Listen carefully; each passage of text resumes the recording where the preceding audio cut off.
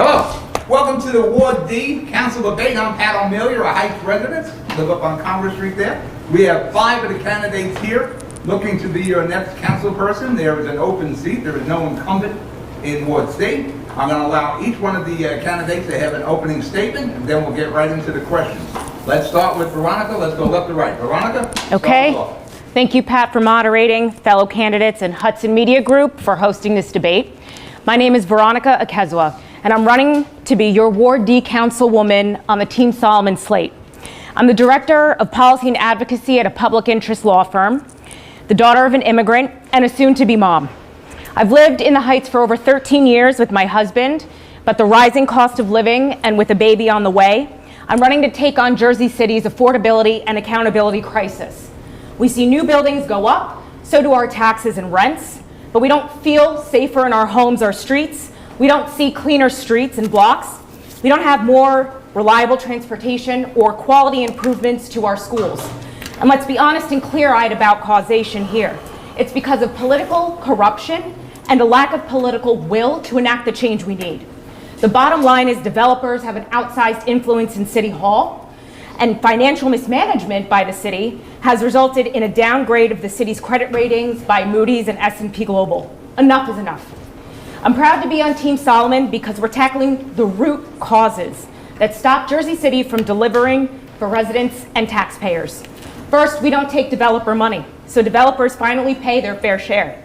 Second, under Solomon administration, we'll revamp the finance department and hire an independent inspector general to root out waste, fraud, and abuse, so every budget decision is driven more by data, not the wealthy and well-connected. What sets me apart from this race is I'm not just talking about reform and pragmatic leadership. I've done it already. I have a degree in public administration from Columbia University. I've worked in the private sector as a data analyst where I built reporting and performance systems. In local government, I worked with Councilman Michael Yoon and at City Hall. And in state government, I founded the data and policy team at the New Jersey State Office of Innovation to bring transparency and accountability to government departments and agencies. We need change and leaders who not only have a vision, but who understand how government works and who have a track record for getting things done. How long have we talked about creating truly affordable housing, cracking down on slumlords, dumping regional industries, and bringing trash collection back in-house? It's time that we do those things. I have the political will and experience to get those done. Thank you. Yep. Hi, good afternoon, Pat and crew. Thank you for hosting us. My name's Catherine Healy. I am married with 3 children. My children are 13, 11, and 4. I've been a resident of Jersey City Heights for 44 years. I'm an attorney for 15 years. My background is criminal litigation. I started out in the prosecutor's office for 7 years, and then I pivoted over to criminal defense. After my second baby, I then went to in-house counsel because trial prep was too onerous, too time-consuming. So now I'm doing labor and employment in-house and family law as well. I'm chief counsel at the Hudson County Department of Family Services and Reintegration, where we house the unhoused. We provide temporary rental assistance to various needy citizens. We feed the poor. We provide Medicaid, ABD, Obamacare to families, TANF, temporary assistance for needy families, to mothers and fathers of children who can't support their children. We also run the Reintegration Department, which runs in conjunction with Governor McGreevy's reentry program. And I'm proud to say that Hudson County is the first county in the entire United States with an associate's degree from the county college. So we are getting things done. And in Jersey City, I decided to run because my property taxes tripled. My local park, the closest park to my house, Leonard Gordon Park, also known as Mosquito Park, was literally locked up under lock and key for almost 2 years. During the snowstorms, we would have to jump the fence. Several mothers and I would go with our children, and we would commit criminal trespass to go use our park and take our children sledding. Total mismanagement. So our quality of life decreases as the cost of everything increases. And it's unacceptable. Enough is enough.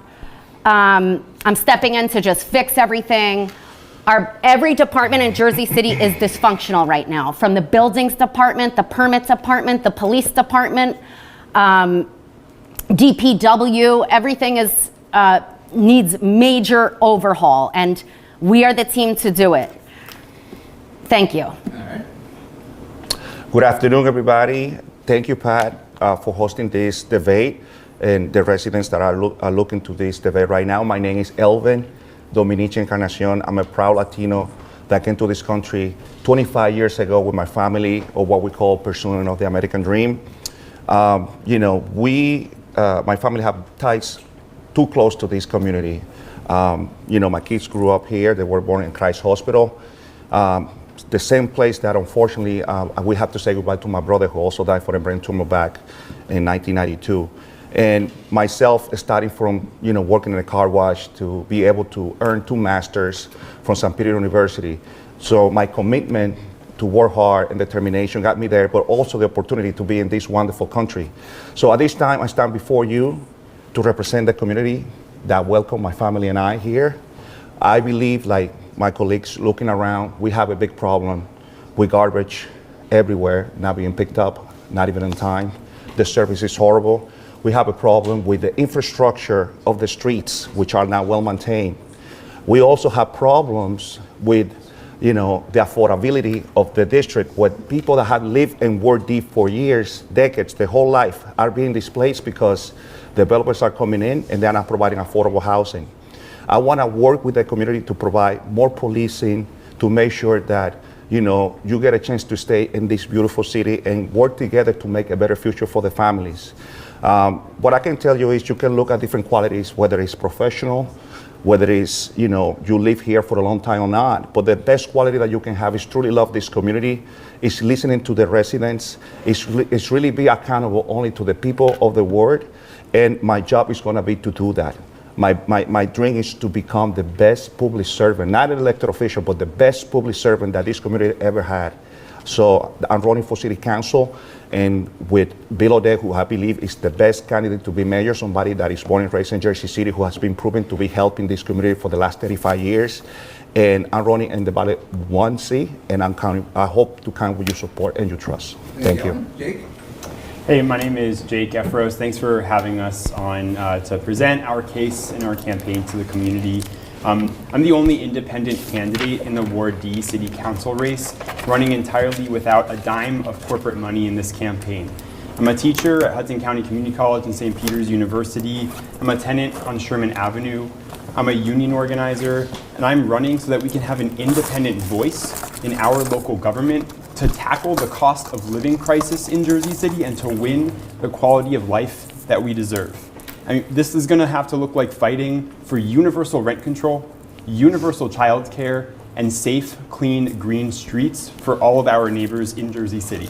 Now, I can promise you, I'm gonna fight really hard for all of this platform, but no one candidate, none of us alone can actually deliver anything by ourselves. It takes a movement to win what we deserve, and a movement of ordinary working class people coming together to fight. And this is what I've been doing since before I was a candidate. This is the campaign that we've been running as well since we started this campaign. And before I was a candidate, I was the leader of the Right to Counsel campaign that won tenants' rights and a Right to Counsel office here in Jersey City. I was active in the immigration justice movement to shut down the ICE jail here in Hudson County. I was a labor organizer with 1199 SEIU, healthcare workers whose endorsement I'm proud to have in this campaign. And this kind of people-powered movement building to win more of what we deserve is exactly what we're going to do once I, hopefully with your support, get elected to our city council. So please join us. I hope I can earn your support and the ballot position 7C. Thank you so much. Pat? Good afternoon, everyone. My name is Patrick Ambrosi. I'm a lifelong Jersey City resident and a first-generation Ecuadorian American. I graduated from our local public schools, PS 28, County Prep High School, Montclair State University, and have a master's in public administration from St. Peter's University.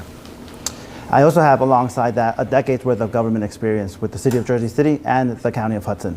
But what I'm most proud of is the work that we've done in our community. Unlike others here, I don't have a famous last name, and I'm not running just to push a political agenda.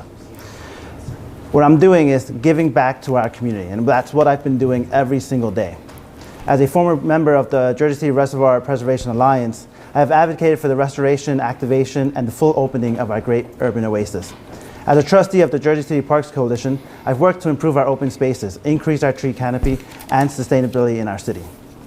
But what I'm the most proud of is the work that we've done at Leonard Gordon Park, or as many call it, Mosquito Park. Back in 2012, the playground was burnt down and the city left it there for a full year. We had to fight to get it removed, and then we had to fight another year to get it back in place. It took a decade of activity to get the park back. Now today, you look at the open space that is Mosquito Park, and it has new life. It's not done yet. We have more work that needs to be done. We want to expand the playground. We want to make sure that we fix the gazebo. But alongside that, there's more work that we have to do in our community. So I'm running for Ward D City Council because we've become a city of high taxes and low services. You go out to Central Avenue and you see vacant storefronts, 99-cent stores, and a bunch of cannabis shops. After trash day, it looks like trash is all over our streets. Our public deserves better. Our public deserves expanded public transportation. With wait times right now with NJ Transit, it's hard to get around the city. We want to make sure that we provide an option for that. I'm running because I believe that I'm the best positioned to move Ward D forward. My name is Patrick Ambrosi, ballot position 5C. All right, let's start.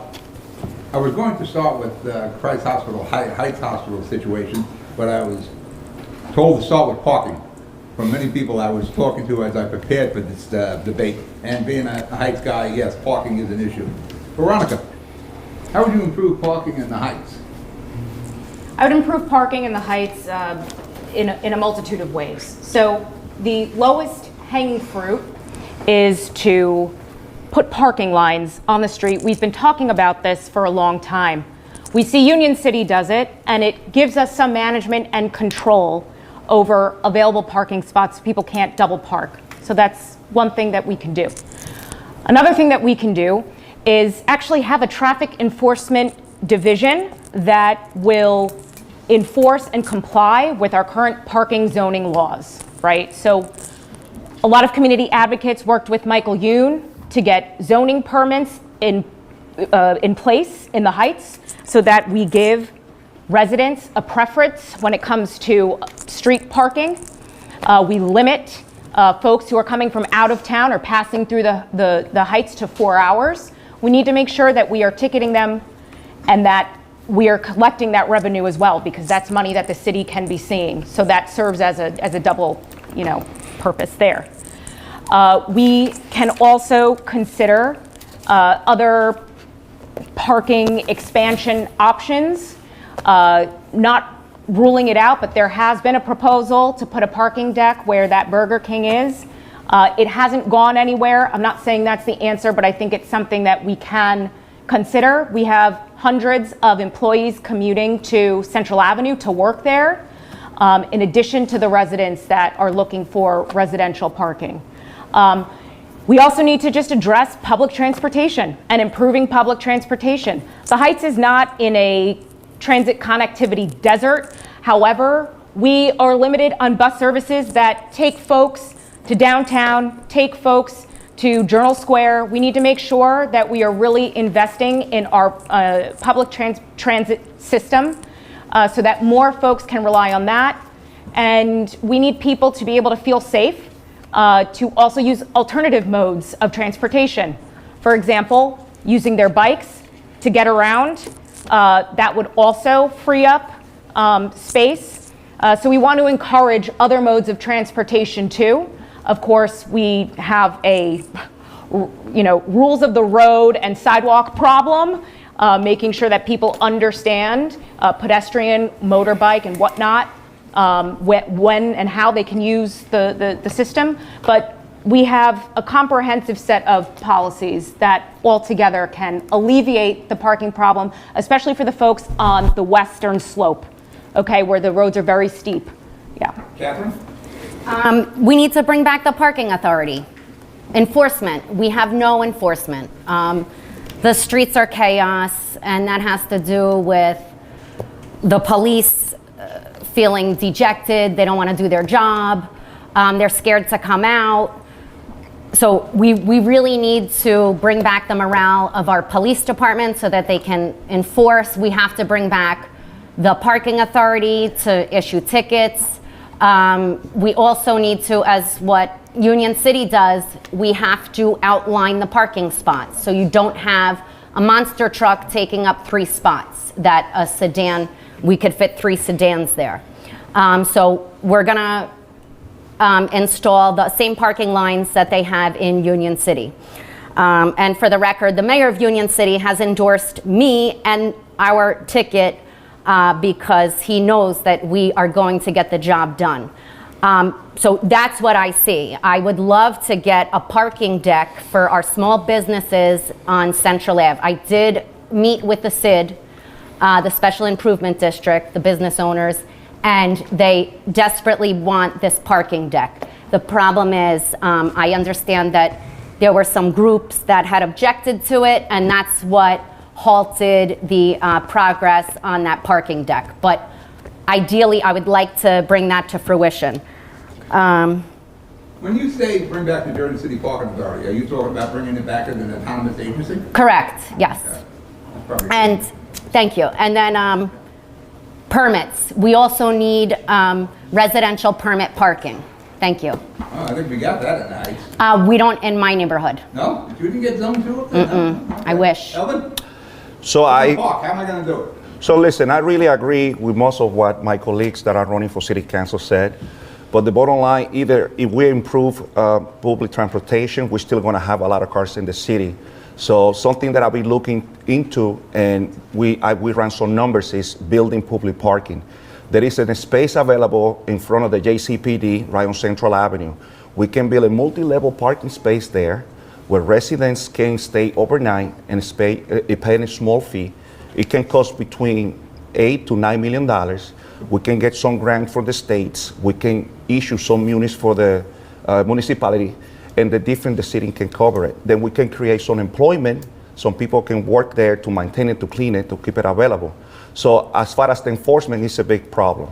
We got to make sure that, we, as Catherine said, we got people coming daily to make sure that people are parking right. We got to mark the parking on the street, making sure that people are not taking 2 and 3 parking spaces. Something that is very important that I have known through conversations while campaigning is, it's been prohibited for I don't know how long, people that have access to parking to their properties that they call illegal. I don't know, it's because the ordinance in place is not allowing it. It's because we have a moratorium on carports in Jersey City. I can't have a driveway in front of my house, but the person who built the house across from me. Exactly. Especially the new developers coming to town. They are allowed to build new parking spaces, and we got residents that are suffering for years that have been asking for this to be renewed. So when I get elected and I next council person, we're going to look to this ordinance to make sure that those spaces that are available for properties that got the space, they can use it for parking. It's going to be a process. It's not going to be easy, but we're going to have the right leadership to make it happen. Jake? Yeah, the number one solution to solving parking and traffic congestion in the Heights is investing seriously in mass transit. And I say this as someone who, my last job, I was driving out of town. I came back very often on late nights, and like so many Ward D residents, I would be circling the block over and over and over again at maybe 9, 10, 11 p.m., just trying to find a space. It's not fun, I get it. The number one way we can address this, the number one serious way to address this is investing seriously in mass transit.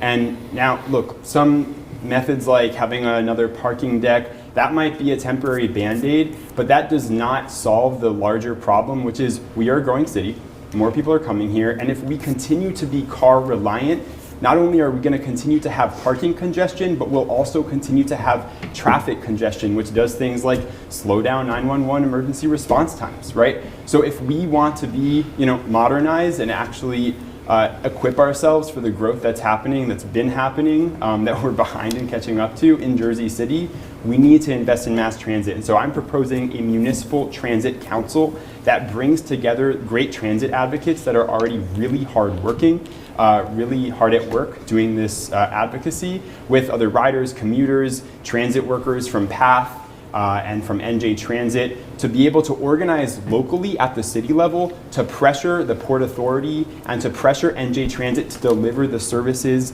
that we deserve. This is absolutely critical if we're going to be serious about long-term taking cars off the roads. And if you listening, anyone else here, is someone that absolutely relies on their car, you are going to want your neighbor to not have to rely on their car. You're going to want them to have an alternative. You're going to want them to be able to take the bus, to have an expanded light rail, to have expanded PATH service. And I think that a lot of the Heights, that a lot of Ward D actually is in a transit desert, especially on those western slopes. And it feels like a transit desert if you're waiting for the 86 bus and it never comes to take you downtown, right? So these are critical problems for working people in Ward D, and we need that kind of mass transit oriented solution to solve it and be serious about this. You want to look to the Port Authority and New Jersey Transit for advice on transportation? Not for advice. What we need to do is actually put pressure on those institutions to give us more of what we deserve. And we see this happening in some ways where organizations like Riverview Neighborhood Association, RNA, is able to bring the CEO, the temporary CEO of NJ Transit to the community, to the Heights for a Q&A session with folks, with neighbors here. We're able to ask and grill directly about the services that we are demanding and that we think we deserve and what the obstacles are in getting there.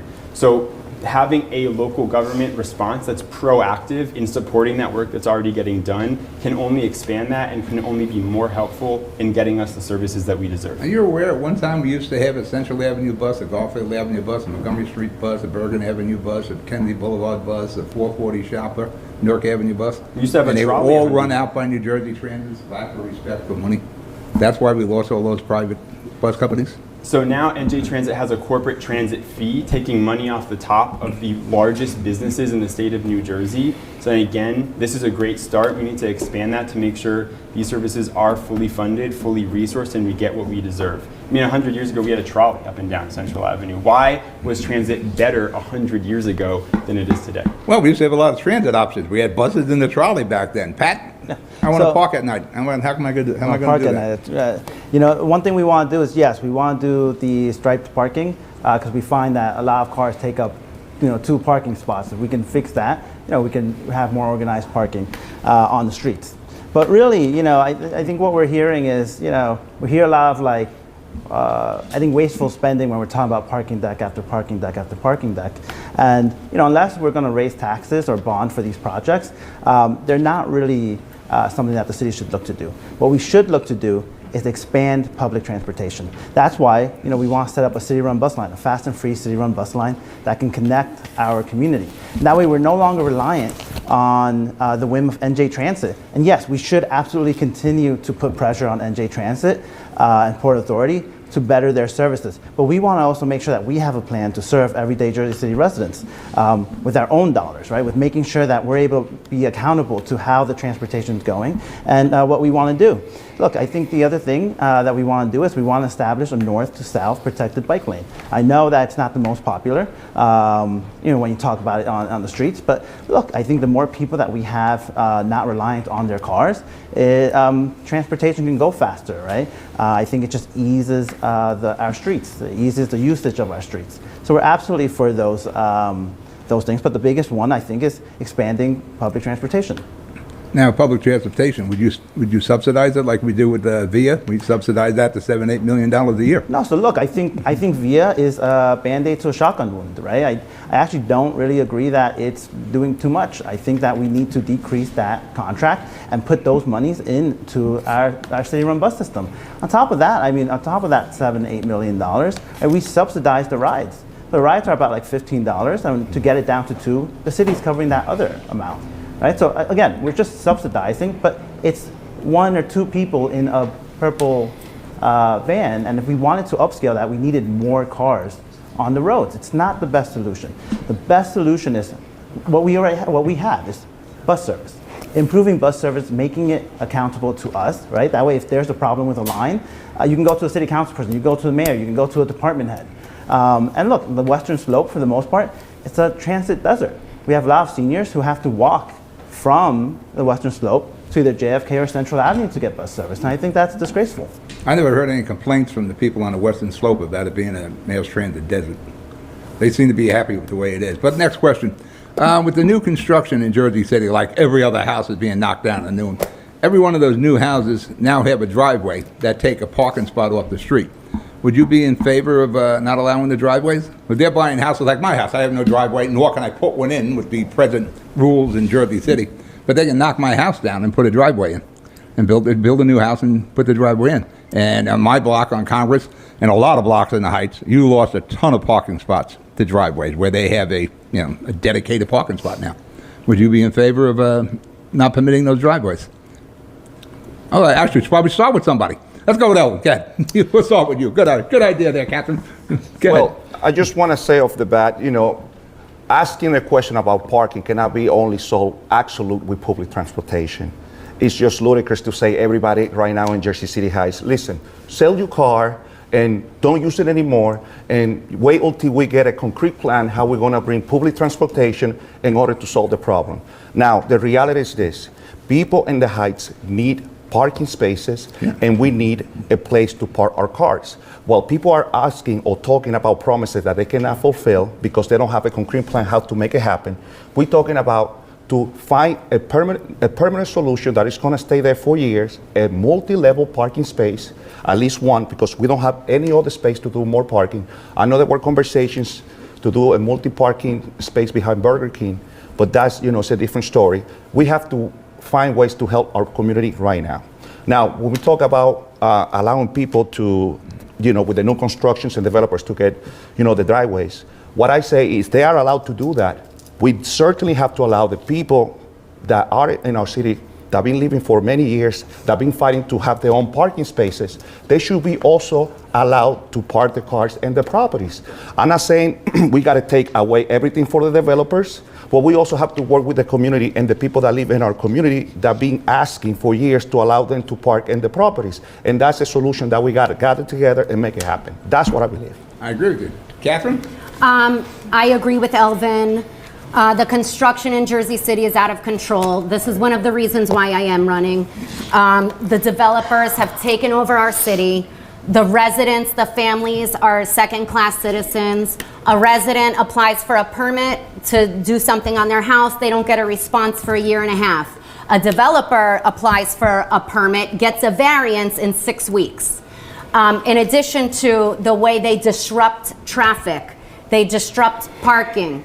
They're breaking our water lines. They're busting into our sewer lines. It's like we roll out the red carpet for the developers. That has to stop. We have to put the residents first. Why are we treating these developers better than we're treating our own resident taxpayers who have been there, some of them for generations? I agree with So I 100% agree with Elvin. We have to, the same way we allow a developer to create a parking space, a driveway, why can't, if a current resident has space where they could conveniently pull in a driveway, absolutely. We need to be more flexible with that. We have to allow that.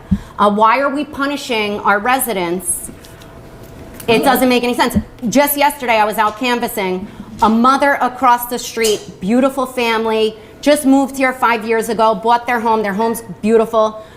She is disabled. She's legally handicapped. Okay. She applied for a handicapped spot. She also has a perfect spot where she could pull in a driveway. It actually looks like a driveway, but for the curb cut. So she wouldn't have to do anything except for the curb cut. City said no. And now guess what? She's moving out to Chatham, New Jersey. So this is, we're pushing families out of Jersey City. We have to stop doing that. Veronica, I can't have a driveway in front of my house even though I have the room, but the person who built the house across the street from me can. Is that right? I completely agree that we are giving too much preference to developers, and we're also giving millions of dollars away to these developers because of weak enforcement on a number of things that my fellow candidates have addressed. I would say that if there are new constructions that have multi-units in them and then they've got parking underneath, it can be a relief to public parking spaces on the streets, right? So to answer your question, I would say I think we absolutely need to reevaluate what we currently have in our laws to make it more fair for homeowners, but make sure that we are really looking at the numbers here as well. If we really want to address public parking availability and putting our homeowners and small landlords first. All right. Jake? Sure. Me first before Patrick? Cool. So just on the note about the parking spaces and the driveways, I'm open to those kinds of changes, open to it. I think a concern is that what it does is it limits that one parking space for just one household, especially if it is for this like 1 or 2 family home, as opposed to a much larger development that has one driveway coming in that can let a ton of cars park in something like a larger deck that's within a larger building. So I'm open to those changes, but I think we need to be able to do the math and see if are we just privatizing one parking spot for 1 or 2 family home when that parking spot has been available for just anyone on the street. But I also do want to address previous point that came up. I think with all due respect, it's ludicrous to say we can just keep trying the same old plans for increasing parking over and over again without thinking about how we see our next chapter as a city and getting serious with a plan for mass transit. And this is a plan. It's establishing a municipal transit council to bring together the advocacy groups that have been doing this research and this work with the power of a proactive local city government to make sure that we can get those resources and services that you deserve. And again, if you are someone that relies on your car, I am not asking you go sell your car right now because in 5 years we're going to have a better bus. I'm saying you're going to want, in the long term, all of your neighbors to have an alternative to competing with your parking space. Pat? Can I have a driveway or no? Yeah, look, I think when it comes to new developments, especially developments on commercial corridors, no, they should absolutely not have it. Because if a longtime resident can't have it, why should a new development have it? So that's one. I think another thing that we need to do is we need to strictly enforce what people are doing with their garages. I mean, I walk door to door and I see sometimes not even a car in the garage. It's almost like a second living room, right? And so where's that other car? That other car is parked either outside or on the street.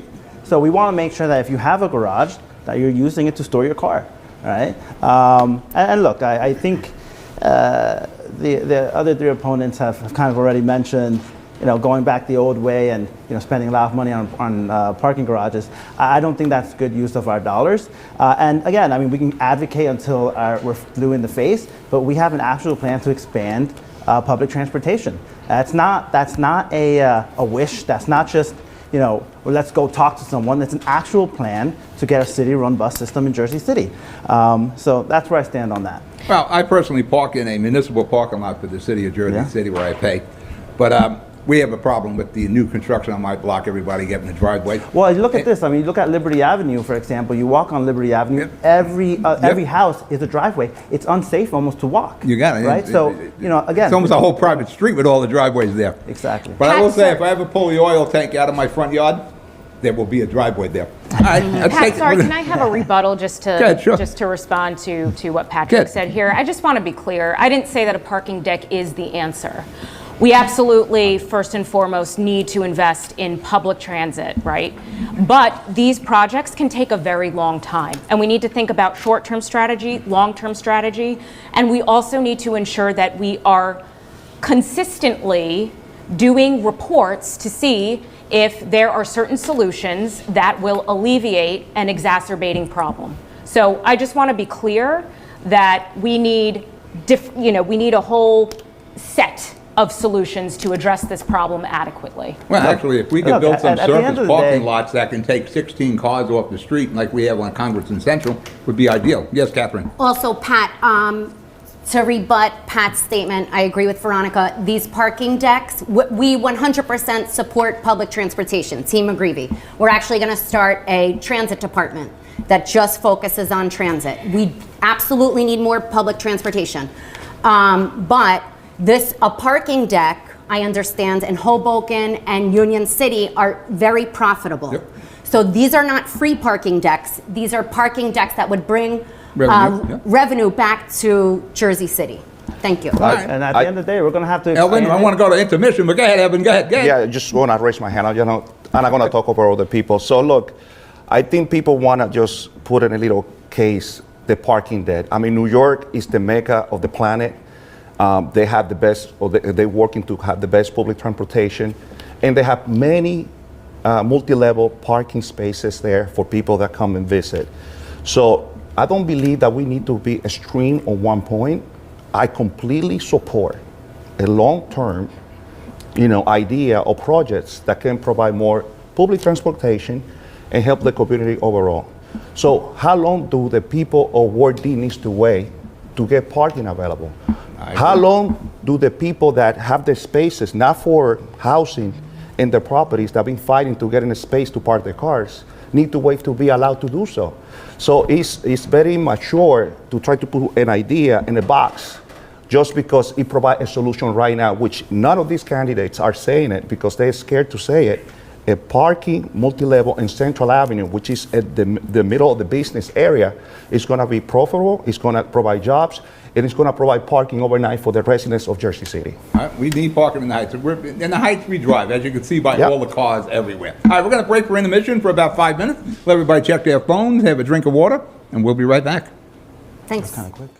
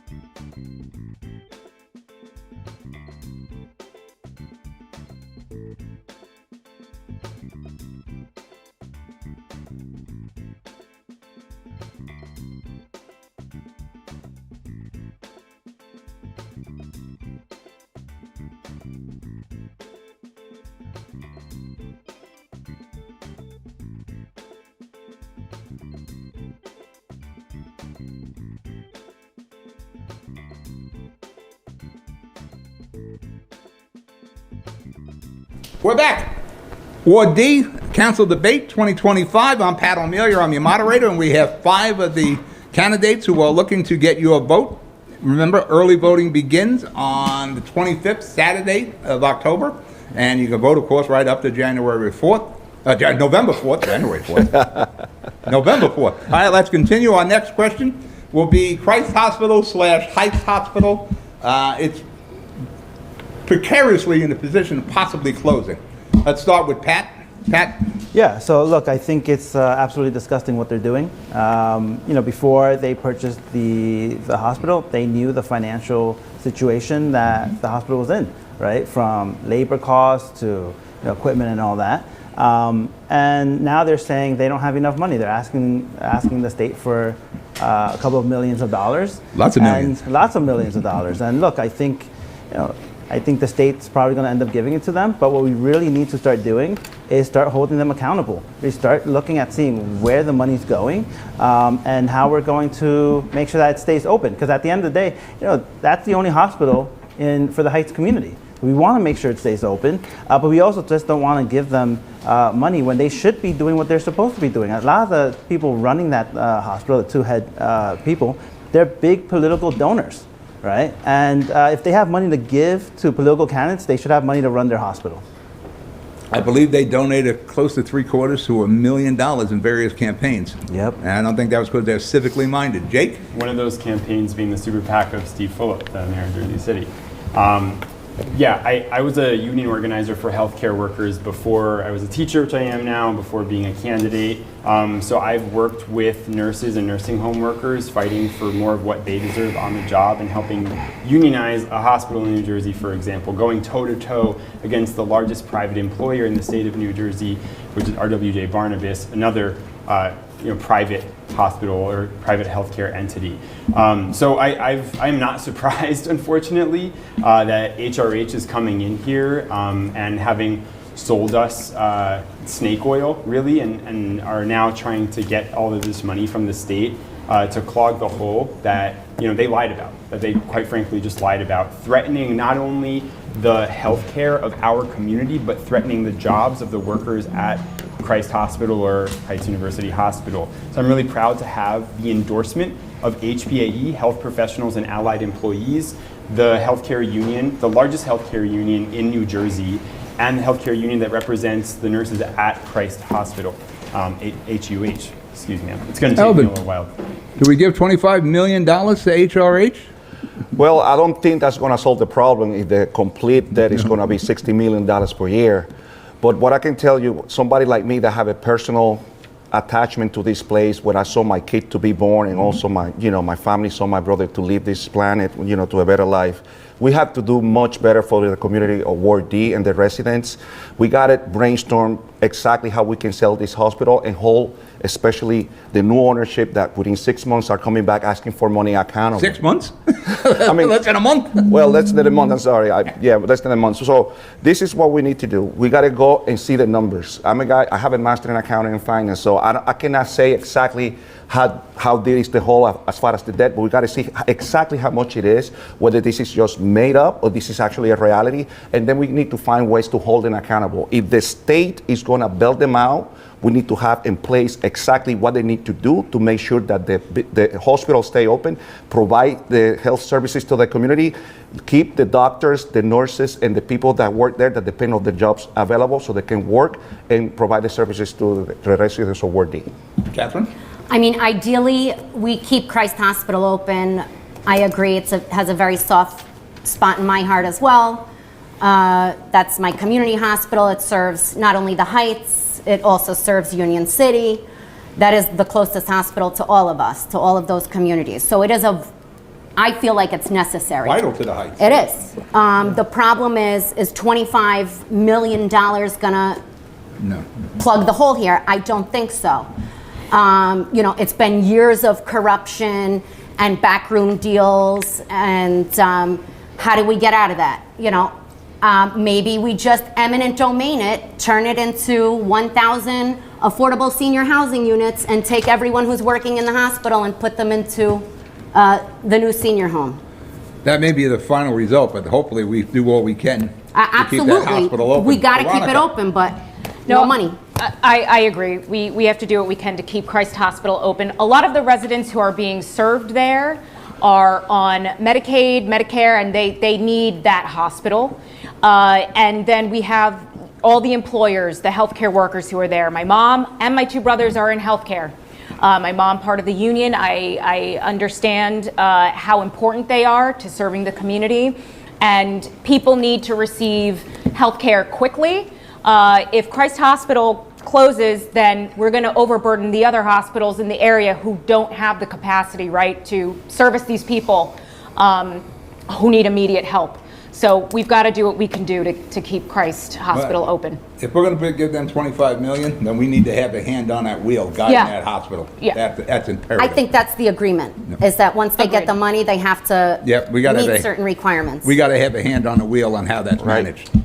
All right, everybody answered. Go ahead. Yeah, I didn't know that my time was going to get cut off there. Oh, didn't you answer this? No? No, I didn't know my time was going to get cut off when I was starting to answer. If I can just have like another 30 seconds maybe. So I think part of this payback, part of the plan with the state money should be a payback plan built into it, so we know that over the long term we can get that money back from HRH, who has, again, lied to us about this. And a year ago, before all of this mess went down with the lying about we have the funds and now we don't, a year ago I put out an op-ed in Jersey City Times saying that we should come up with a proposal to have Christ Hospital come under public control. And again, that's not going to happen overnight, but if we can start investing money into buying that land back, it's the only way forward to make sure that we don't get in this mess over and over again. We've seen private entity after private entity buy this hospital and fail to actually make it run for our community. Plus, we know that private hospitals do a worse job at serving the community, especially communities of color and low-income communities, than public hospitals do. So this is the long-term solution that we should be looking toward. No, Catherine's probably right. We could probably eminent domain that for bad management or incompetent management. Yeah, and use a mix of state money and city money, hopefully, to be able to take ownership. Next question. Trash pickup in Jersey City. We have a contract that has to be renewed, probably costing the city between pickup and tipping fees where they dump the garbage about $42 million a year. should we go into another agreement with the one responder so far, or should we go in-house and do transportation pickup? All right, I'll let you go. Transportation, trash pickups ourselves. Jake, go ahead. You're hot for this. I'm Go ahead. excited to answer this. No, we should not renew a contract with Regional Industries. Over the past 5 years alone, we've paid them $77.5 million to do what almost every single neighbor I talk to in the Heights agrees is a subpar job with our residential trash. Subpar, you're being nice. Subpar is generous, right? They're terrible. Right. What we should be doing is bring that service back in-house. It's a public good to have clean streets. We should have that be a public service run by our city. We already have a fleet of 5 all-electric dump trucks that our Jersey City runs. We should be expanding that with the $77.5 million that we would be paying Regional Industries for 5 more years, and start investing in a truly in-house trash pickup. In addition, we need more than just better trash pickup service that's actually accountable to us, not a private company that's, whose president is giving money to Steve Fulop and Jim McGreevy. We need more than just publicizing that and municipalizing it. We also need trash cans on every corner. We need better containerization, stronger trash cans and lids resourced by the city to make sure homeowners are able to have trash cans that actually close and don't just put bags on the street. Same with business owners. And we need to actually cut the street sweeping in half. Instead of 4 days a week, twice on each side, we should have 1 day a week on each side of the street and put money instead into some spot cleaners in the dirtiest corridors of the city. Pat?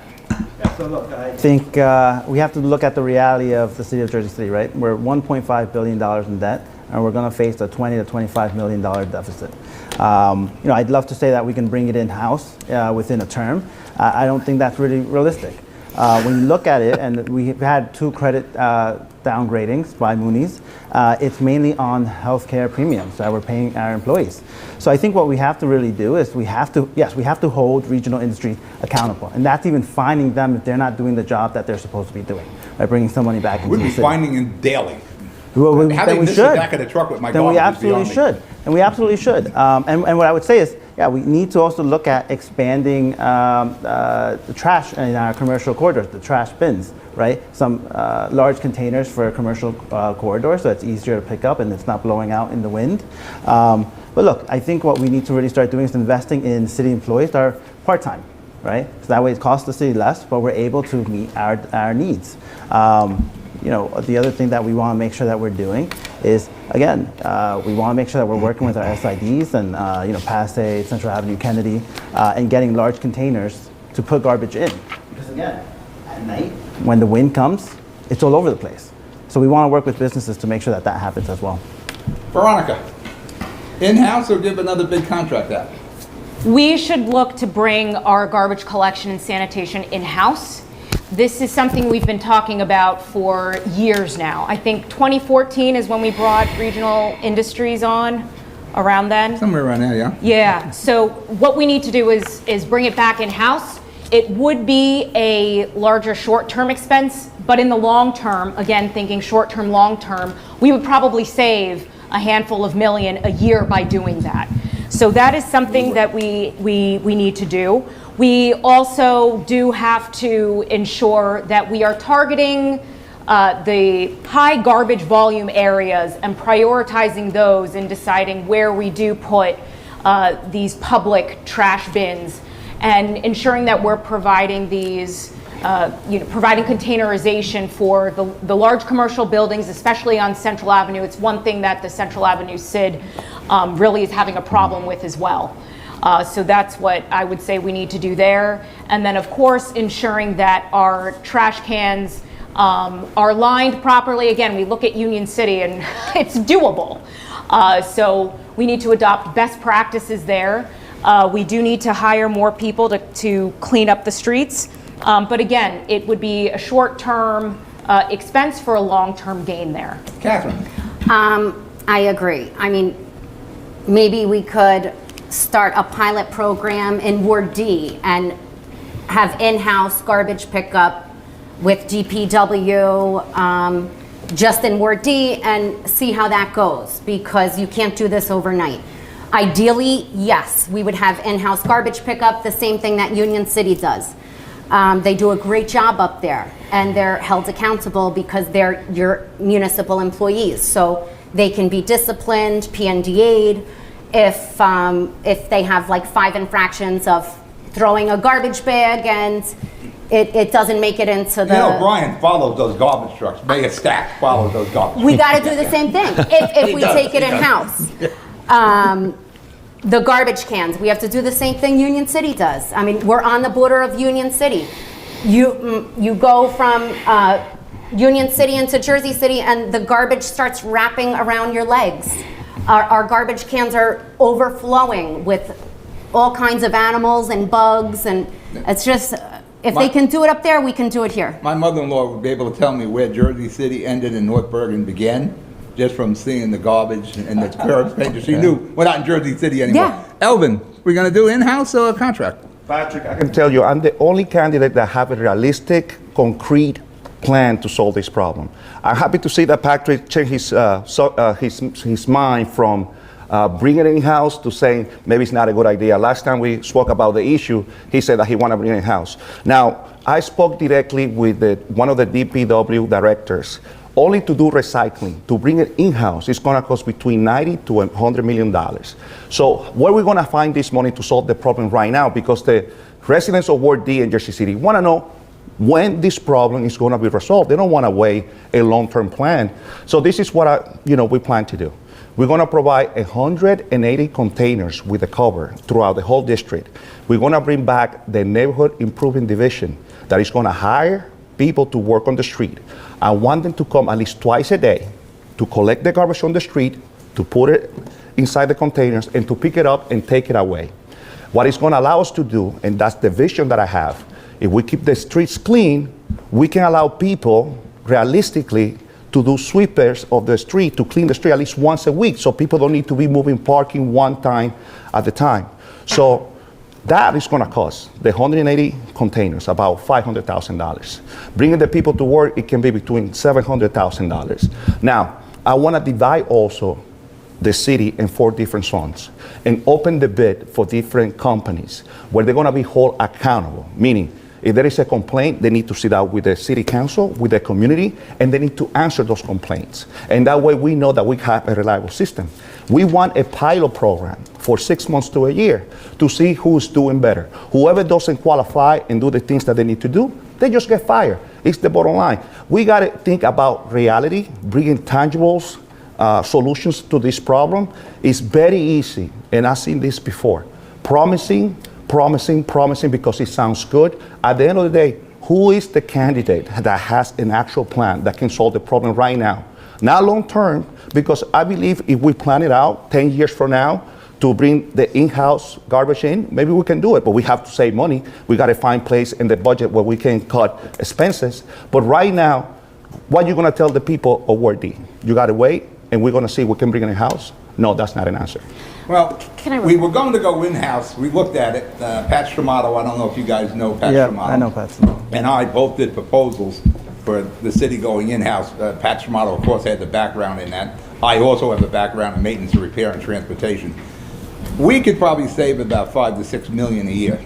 And at that time, we're owning the property, we're owning the equipment, we own the facility would be down somewhere in Dogpatch, Jersey City along the Hackensack River. But it's really a 24-hour-a-day job. You got to maintain those trucks during the day. You got to clean them. You got to weld them. You got to fix them. We got to take care of the garbage dumpsters. All that has to be done. But we could do it in-house. It would take about 2 years to get it off the ground. But there's also another option of probably public and private with IWS on Route 109 there, right off Sip Avenue. Okay. We could probably do something that way. I know Joe down at the MUA was looking into that, but he's no longer with the city anymore. Yes, Veronica? No, Pat, I just wanted to say that I agree. I mean, it's trade-offs, right? That's what all of this is about, right? It's seeing what in the short term we can do to save money in the long term. So it is helpful to define what that horizon looks like, but by those numbers, which is exactly what our model shows too, it is worth it to invest in in-house collection. And I'm sure Pat still has his pitch, and I have mine up in the office somewhere. I want to respond to that. So, look, I think in the long term, we can absolutely bring it in-house. I think to say that we're going to bring it in as soon as we get in or within that term. I think it's a little undoable. Look, at the end of the day, when we get into the city council, we're passing a budget, right? We have to make sure that we're doing all the services that are under the city of Jersey City, not just the trash. Right? So it would be irresponsible for me to say, oh yeah, we're going to bring it in-house and we're going to pay people this much and we're just going to do it. No, it's not. That's not how it works. In the long term, we can look at bringing it back. Right now, we have to hold regional industries accountable. We pay them, and if they're not doing the right job, we have to find them and make sure that they're doing the job right. Well, the problem is we don't have any alternative right now. Whenever we do the regional, they walk away and we're stuck. Yes, Jake. I mean, one of the things that I was going to bring up there is, Elvin, you're proposing 4 different zones for the city and having different competitors come in and bid on these different zones. We had one bidder for the entire city. No one else even made a bid 5 years ago when we put this request for proposals out. And I think that spells out some shady deals are happening behind the back. I'm also curious about the $90 to $100 million estimate because, it cost us not so long ago, just over $2 million, I believe, for about 5 all-electric dump trucks for our own city. So I'm really curious where that $90 to $100 million is coming in. And really, like when we are comparing, these are just long-term, pie-in-the-sky, out-there solutions. What are we going to do for Ward D today? None of what we're talking about here right now is going to happen overnight. The parking deck isn't going to come overnight, if anyone is elected city council person versus another person. The fixing the dump trucks or the trash won't happen overnight. We need our plans on the table. We need our proposals out there and debate those proposals. Yes, they have different timelines and we should be serious and clear about them. But we can't just throw all of the kind of bolder proposals as this is long term, it's not going to affect us tomorrow, so therefore it's not worth talking about. You got to start somewhere. It may not take effect tomorrow, but within the 2 years. Precisely. Affordability in Jersey City. We got what's the budget now? $750 million. I got a school budget. 744.57. 744.57. That was close. How many cents? How many I got a cents? school budget that's $1 billion plus. Point We one. talk about affordable housing. We want affordable housing, but you need affordable Jersey City first. How do we cut the expense in Jersey City? You got to look at the budgets on both entities. What do? Veronica, I'll let you start off. Since you had those numbers at the top of your head, go ahead. So the first thing is that on the doors when we're talking to people, when we're at the barber, the baker, the homeowner, shoemaker? the renter, Okay. Candle maker? we could go through the whole book of trades. Everyone says that affordability is the #1 issue in Jersey City Heights, right? So what we do is we limit the tax abatements, the tax breaks that we're giving large real estate developers, for one thing, right? Because that money doesn't go to our schools or infrastructure, or at least it hasn't been. And the enforcements that are out there, the IZO, Affordable Housing Fund, et cetera, these developers are finding loopholes to get out of those obligations that would make community benefits, right? Then the other thing we have to do is we have to fight the state for the hundreds of millions of dollars that they slashed to funding our schools. So we've got to reform the state aid formula. As a council member, what you can do is advocate at the state level to bring some of that money back. Senator Mukherjee has been working on that, but that is something we need to do because that is a big hole that we have to fill. But the bottom line is when we give all of these developers the tax breaks, that money has to be shouldered by someone, and it's the residents and taxpayers that are making up the difference. We also need to put rent controls in place, crack down on slumlords. This is a big issue, making sure that they are accountable. I've been a renter, I've been a homeowner. My pathway to homeownership was a duplex where someone was renting the top unit, my husband and I were on the bottom.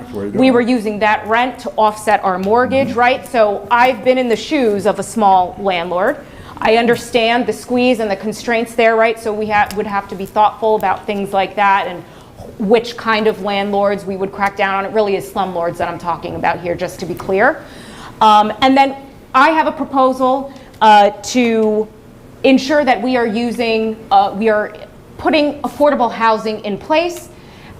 We can use eminent domain to buy abandoned lots, vacant lots, have limited equity co-ops so people have a pathway to ownership and control over the land, and so that that land stays affordable at a locked-in price.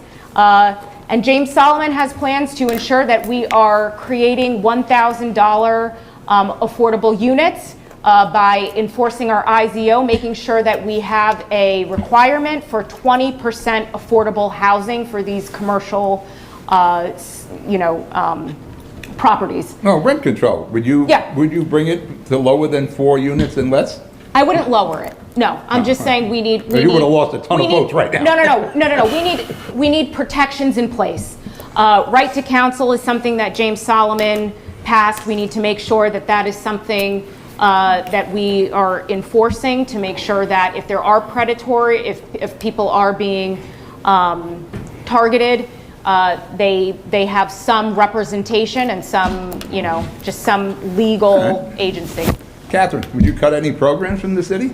I always said we should do a reset back to where Glenn Cunningham was mayor and then figure out what programs we should bring back. Well, I actually just reached out to Congressman Menendez the other day on this issue. How's Bob doing? He didn't get back to me. I'll text him for you. But- I'll give you a call. Okay. It's about the President Clinton's 1995 legislation that created all of these low-income homeowners, and it created generational wealth homeowners for the first time. And it actually is what transformed the Bergen Lafayette neighborhood. So rather than taking that Section 8 EA emergency assistance money, temporary rental assistance money, and giving it to these foreign corporations, because let's be real, these landlords, it's rare that they're local. Some of them are Australian hedge funds, some of them are Chinese publicly traded corporations. And so we're giving our federal tax dollars in Section 8 TRA EA over to these foreign corporations. This is insanity. Why don't we do what Bill Clinton did back in 1995 and make homeowners out of our working poor? Number one. Number two, we should put a ban on hedge funds and these publicly traded corporations from purchasing property. The fact that they're able to profit off of renters is extremely disturbing and destructive to our society. And I think that is really how we ended up in this situation, and how we have this communist movement now is because people are broke. People can't live. We lost control of it. They're homeless. So we got to go back to home ownership. Well, that's the American dream, home ownership. That white picket fence, yeah. And Governor McGreevey did indicate that he would put the ban on hedge funds and certain corporations at a certain level from purchasing property and profiting off of rents. Well, one of the things we should also try to crack down on non-owner-occupied properties in Jersey City. Absolutely. We let these... Or we The put a vacancy fee on it tax? of some sort. Again. Investment fee, yeah. This is all we do. We roll out the red carpet for these developers. It's all over my block on Charles Street. A mom across the Oh, no, street. that's it. My kids are up and down playing with her kids. She's got a huge 6-foot hole. Well, they finally filled it because I was on the city every day. They finally filled this gaping 6-foot hole that this international corporation just put wooden planks over. And we have all these toddlers running up and down the stairs. It's insanity. I agree with you. Alvin? So I see so many friends and family being displaced and moved out of Jersey City because of the affordability crisis that we're facing. I'm completely honest. If I wasn't a homeowner myself, likely I wouldn't be in Jersey City. So it's a few things that we can do. Number one, we want to provide or require the new developers coming into our neighborhood at least to increase it from 10%, which is what we have right now, to 20% affordable. And we want to do average and medium low income. So people that earn between 45 to 50,000 can stay in the city, like the new police officers that get hired in our community. We want to make sure also that we collect the 1% payroll tax. Any new multinationals that are in downtown, any businesses, we want to make sure that they collect that, because that's not being enforced, so we can collect more resources and that we can help to have more funding in house and we can use the resources. Also, I agree with my colleagues, right to counsel is very important. We want to make sure that tenants' rights are protected. We want to keep enforcing that. Also, we do have, I don't know, Pat, if you know, rent controls ordinance in Jersey City. We have, but they are not being enforced, and developers are taking advantage of that. And you see the cases like the 336 New York Avenue. They were putting dead fish throughout the property to get the tenants out, and they were being abused just to trying to get them out and start building new lost condos. I also agree, we got over 900 abandoned properties in Ward D that we can do eminent domain. We can start building some affordable housing. And We have 900 abandoned properties in Ward D? throughout. Wow. Yeah, it's a lot. I got a report from what the RNA, the director of development, I think his name is Kurt, and he provided me the list of these different. There is one right next to Riverview Park, which has been abandoned for the last 15 years. Oh, we should go after that. So, Okay. so we got to make sure that we do better for our community and provide more affordable housing, true affordable housing, especially for the working families in our community. Jake? Yeah, as a tenant, 70% of Jersey City, I'm a renter. I know the squeeze of paying rent every single month. And whether you're a renter or a property owner, it's getting harder and harder to stay here. And really, it's corporations that are bleeding this city dry, corporate developers especially. And I'm really proud that I'm here on this stage as the only candidate not taking a dime of corporate money in my campaign contributions, and I'm really proud that, nonetheless, independently, we've been able to raise $100,000 to make this campaign go and to win over a lot of support in our community on a laser-focused platform of affordability and quality of life. Now, as the leader of the Right to Counsel campaign that won that tenants' rights reform here in Jersey City, along with the organization that I belong to, Democratic Socialists of America, we were able not only to guarantee tenants legal right, or the right to legal counsel, in housing court that's about to be set up this coming January, but we were also able to get fees from developers into our Affordable Housing Trust Fund. I think I'm the only candidate on the stage with the experience of bringing millions and millions of dollars into our city budget, into our Affordable Housing Trust, without raising property taxes. This is huge. We also need a full audit of the city budget. We got to see where money is going. And this is Hudson County. We know that there's some places where money is going that it probably shouldn't be. So we need a full audit of our city budget. We also need, we might have some disagreements up here. We need universal rent control. We should expand it for every single tenant, because regardless of what kind of dwelling you're in, every tenant deserves equal protection under the law from egregious rent hikes. And this has been part of my plan, reforming Code 260 to make that a reality since early on in our campaigning. We should also have a vacancy tax on these empty properties, on these empty units, whether they're residential or they're retail. And I agree that we should have an increase in the payroll tax for the largest businesses in Jersey City. Also, on the way to really having housing as a human right, to achieving public, social housing that's dignified and not a commodity, we should be vastly expanding the affordable housing requirements. I mean, the 10 or 15% is measly in terms of the value give back that we get from the developers when we often give them variances and these tax abatements that are bleeding property owners dry and renters alongside them, and making us subsidize billionaires like the Kushners, right? We need to renegotiate as many of these tax abatements to get the maximum community give back that we are owed, as many of those abatements as possible, push back against further tax abatements that egregiously raise our property taxes and our rents and don't give us enough in return. I'll stop there. You would make it the responsibility of mom and pops, 2-3 family homes to have affordable housing as a component of that 2 or 3 family home? So you're asking about the universal rent control, correct? No, yeah. Right, so again, this isn't pie in the sky. Hoboken doesn't have this kind of bifurcated rent control where only some units over a certain size, or some dwellings, with a certain number of units are subject to rent control. It's universal insofar as no matter how many units are in that building, the tenant has that right. Now, the affordability crisis that property owners are facing is again another story with all of the abatements that we are giving to people like the Kushner developers, to people like the Lafracs, right?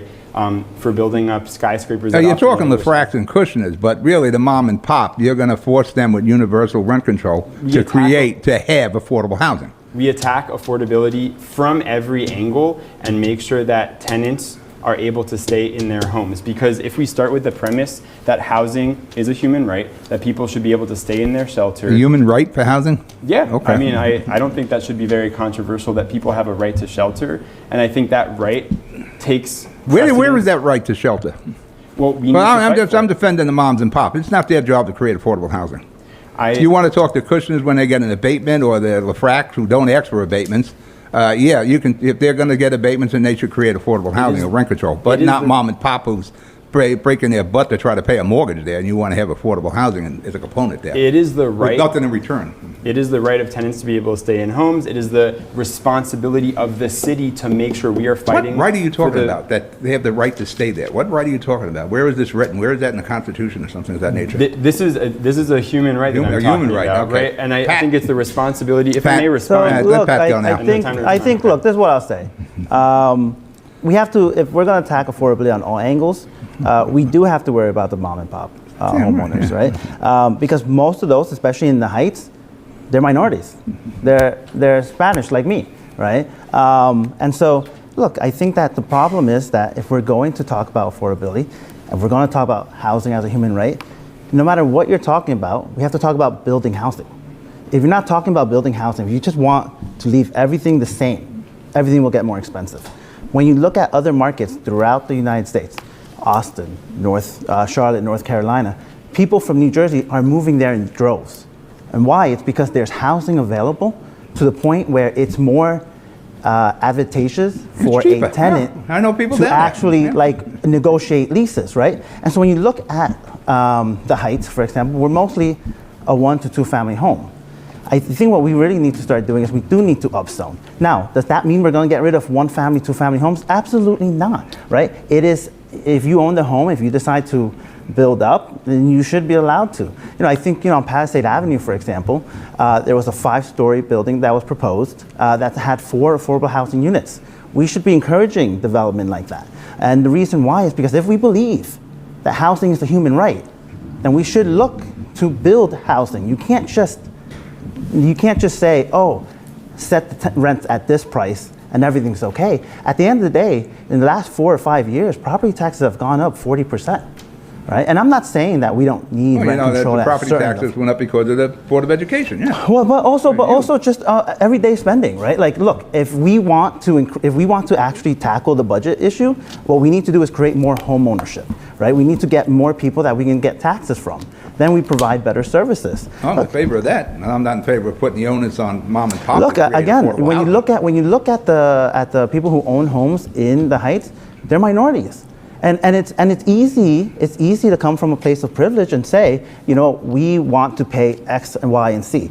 But no, like, look, at the end of the day, those homeowners have a family to feed as well. Yeah, and look, well, we can yeah. keep talking about Jared Kushner, we can keep talking about Lefrak, we can keep talking about the 1% developers, but most of the people building homes in the Heights are small homeowners. They're also just a small business making ends meet.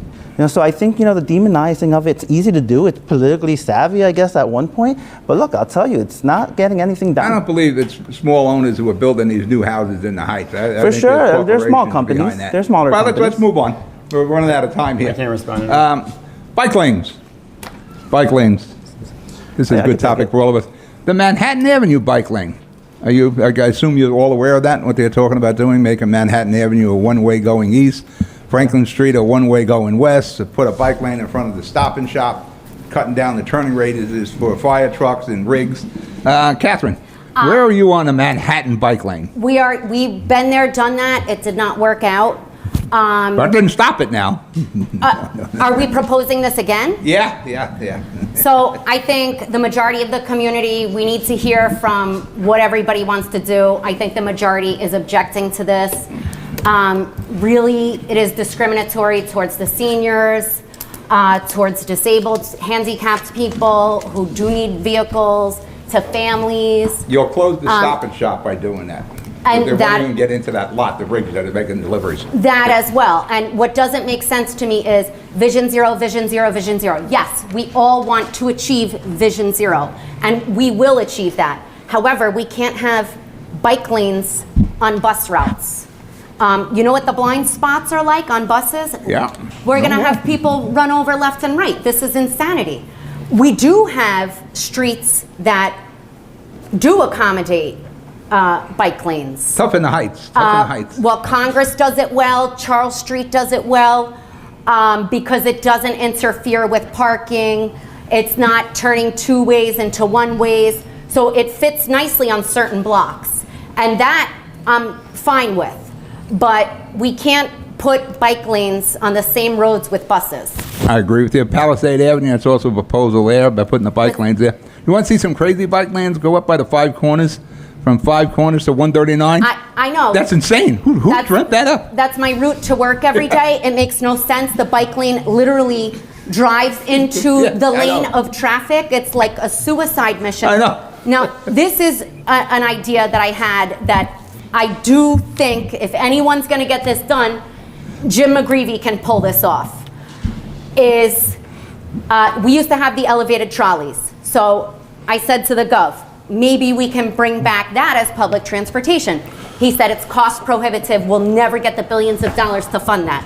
So then I said, what if we do, everybody wants Vision Zero bike lanes, but we have to protect our seniors, our handicapped people, families. Why don't we do elevated bike lanes and pedestrian lanes like they have in Europe? We can link it into the Essex County line that connects the counties throughout the state, and the Rails to Trails program that the feds have. We can apply for all kinds of federal and state grants.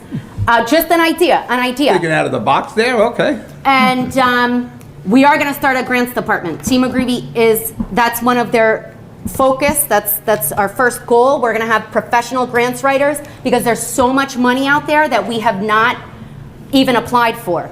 For paving of our streets, we missed like a $2 or $3 million grant just a year ago. We didn't even apply for it. So, All right.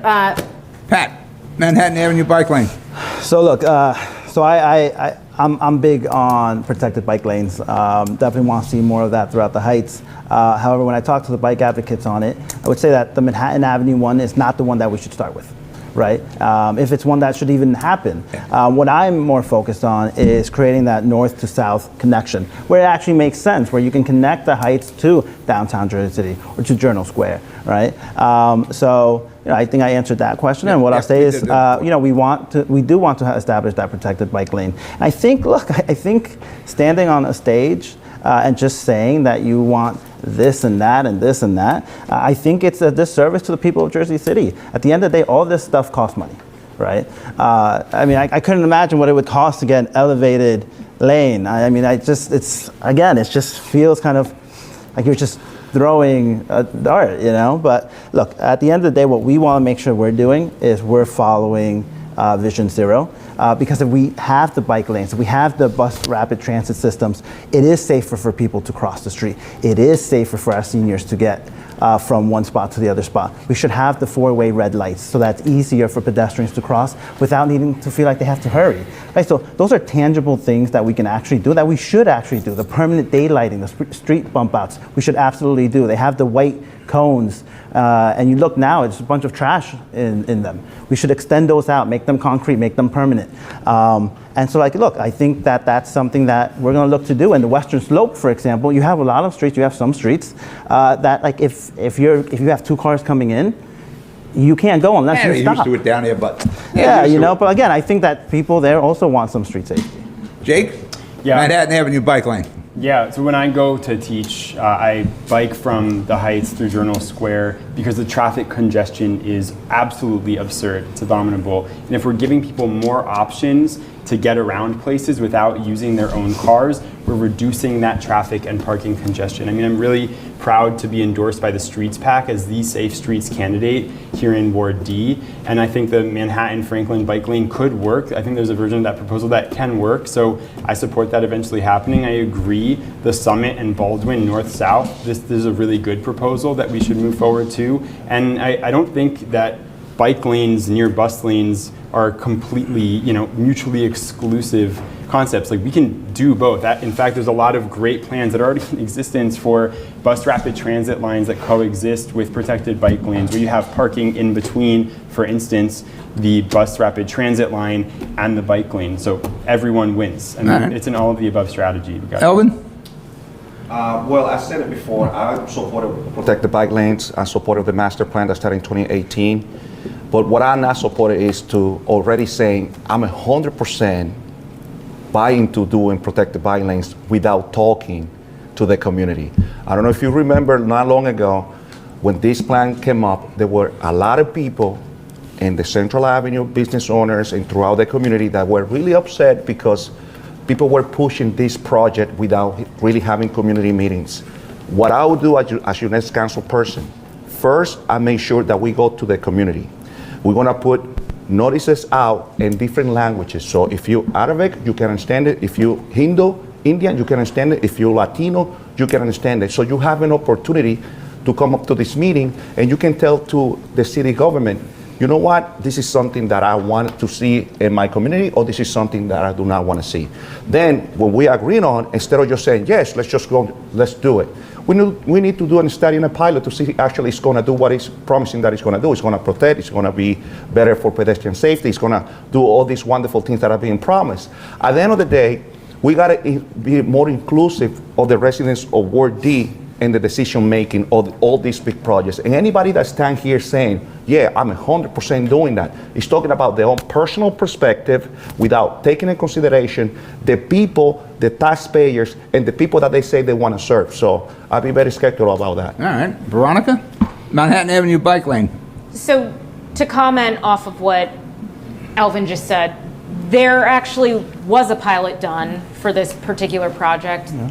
Community feedback was taken, and it landed about 50-50.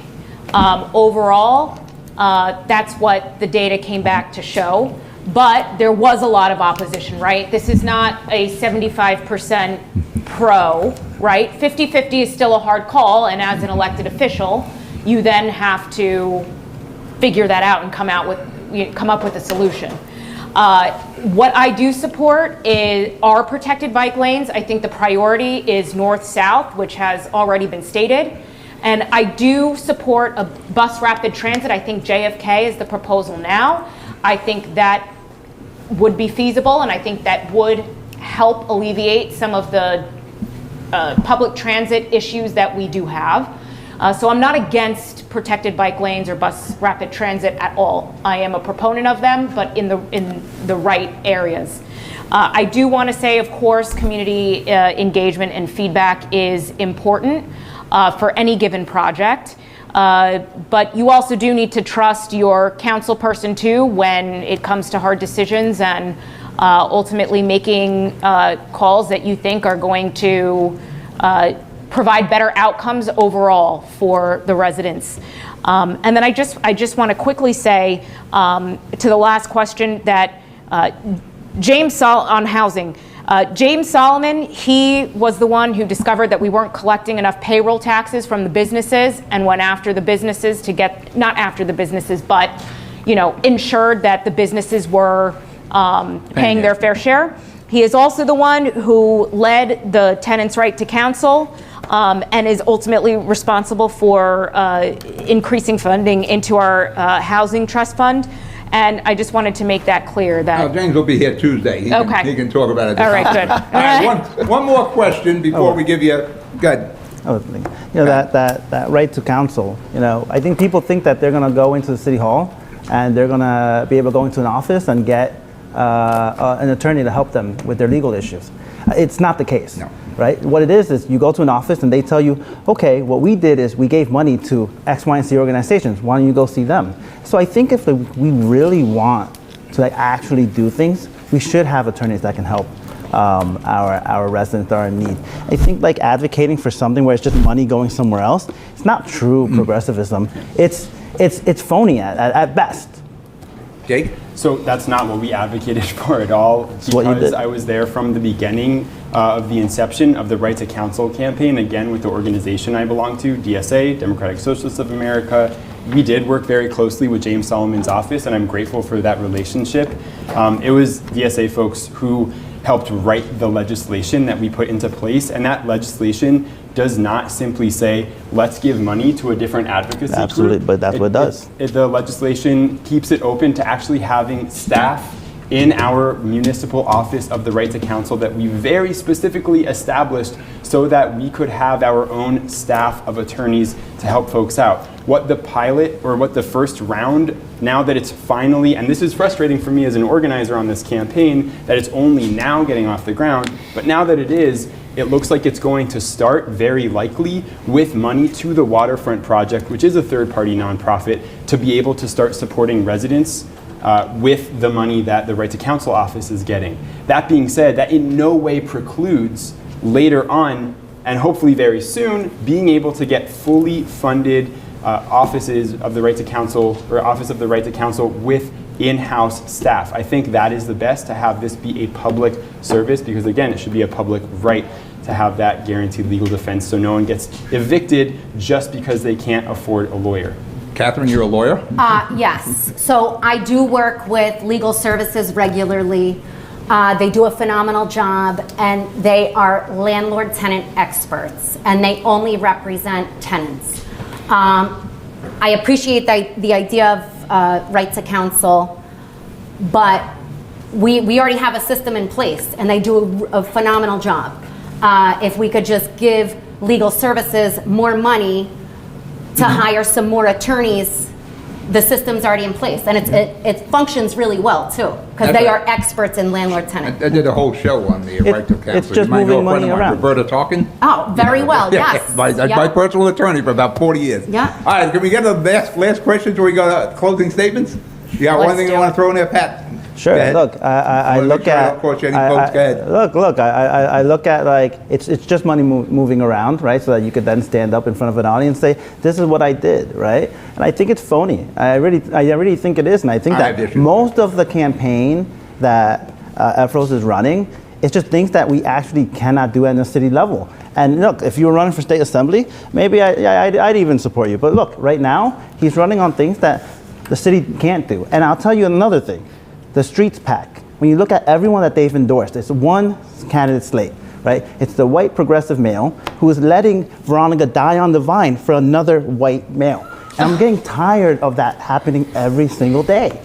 And we just let it slide because he's DSA. I agree. Yeah, they should all be treated equal. Yeah, that's just because you're part of the DSA, should be no different. All right, real quick, Jake. I mean, that was a pretty direct. I feel like I did say your name. I deserve a full I response. did say your name. Go ahead. To say that what I'm proposing is all stuff that we can't do on the city level, the very first thing we've been talking about, the very first thing when we hand someone our literature and talk about our platform is universal rent control. That is a reform that starts with Municipal Code 260 to make sure that we can expand rent control for every tenant so that they don't get rent hikes above 4% or the cost of living adjustment like all the other renters, to close the loophole that condo conversions have been using to kill rent control in historically rent control buildings throughout Jersey City. We're talking about safe, clean, green streets. We're talking about a municipal trash service at our city level to make sure that we actually have accountability over our public waste services, right? We're talking about safe streets. We're talking about. You could making save sure that we for your have- closing statements. Well, I mean, Why doesn't he talk about the city-run grocery stores? Why doesn't he talk about ending tip minimum wage? Right, like, these are issues happy to talk that about are those things. honestly. we could do that another time. Yeah. All right, one more Go question ahead. Those are great before- ideas, for yeah. closing They're statements. great. Why do we? Yeah, go ahead. I'll let you Weed handle it. shops in the Heights. Do we have enough of them? Oh my God! On Central Avenue, there's got to be about 8 of them. Somebody's got to go out of business. Why? Can we control this better? If you put 8 McDonald's on Central Avenue, guess what? They're not all going to survive. Yeah. Victoria. Veronica. Victoria. That's okay. That's okay. That's Victoria's That's good. all right. Victoria Victory. Vanessa is usually Pop. So I say, call me V, Ronnie, whatever you want. So I believe the council did pass a ordinance recently that does cap the number of permits we are giving these vendors now. Yeah, but that's after we close. It's come after the fact. door, I understand. I understand it's come after the fact. So I think, a lot of these businesses probably are not going to actually make it to opening, even though we've seen a lot of them open. When I worked for the State Office of Innovation, this was also a state issue, was a lot of these companies that got their permits actually didn't have the funding to follow through and open up the shop.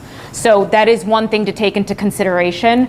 The other thing is that while they do provide a tax to the city and they do have health benefits, there's just a high concentration, high penetration rate, and at this time, I don't know how we can't walk it back, but we now have a limit in place, a threshold in place. I think that is reasonable, and I would say that there's competition, right? When you have a concentration of similar businesses in an area, they can crowd each other out, and there can be a lot of competition, and that is ultimately hurtful to any one given shop owner. It's a real bad look for Central Avenue. It's like every other door is a weed place. Pat, Yeah. weed shops on Central. Yeah, and so- on Congress Street.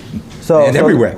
Yeah, they are everywhere, right? They're everywhere. What I'll say is, I agree with that fact that there's been a limit put in them already. I think what we'll see in the next couple of years is that many of them probably won't open, and a lot of them will shut down. It's just about competition. I think what we have to then talk about is Well, the ones on Central are open. Quite a few.